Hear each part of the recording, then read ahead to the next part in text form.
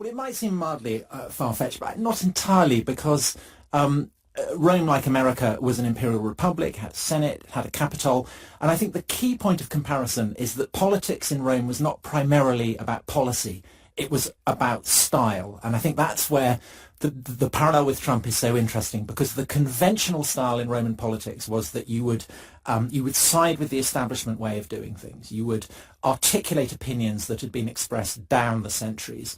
But there was a rival tradition, the popularist tradition. That didn't mean that you were socialist, that you necessarily sided with the people, but what it meant was that you cut a dash and you made yourself an attractive person to the people by letting them know that you shared their interests, and often you would sponsor their interests. So I think the parallel between a Caligula or a Nero laying on flamboyant entertainments and a Donald Trump treating the selection of his cabinet as though it's a game show is an intriguing one. It sounds casually as though you're just being rude to compare him to somebody like Nero or Caligula.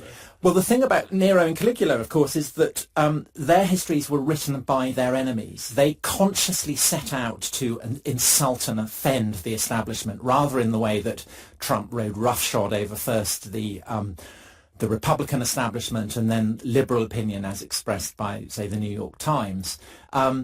You can imagine that the verdict of the New York Times on Trump will not be kind. In a similar way, that was insane, as violent. They were certainly not pleasant people, but there was a lot of political sense to what they did, because they got the backing of the people in a way that enabled them to stand up to the traditional senatorial elite. And they were very effective as politicians, exactly as Trump has been so far. What about the idea of using your family, those around you?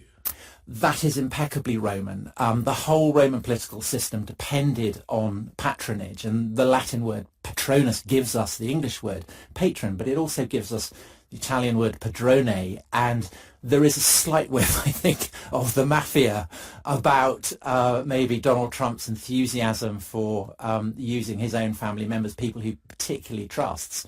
And that model of the mafia does, I think, ultimately go back to Roman patterns. I mean, I think that the best TV drama about ancient Rome isn't I, Claudius, it's The Sopranos.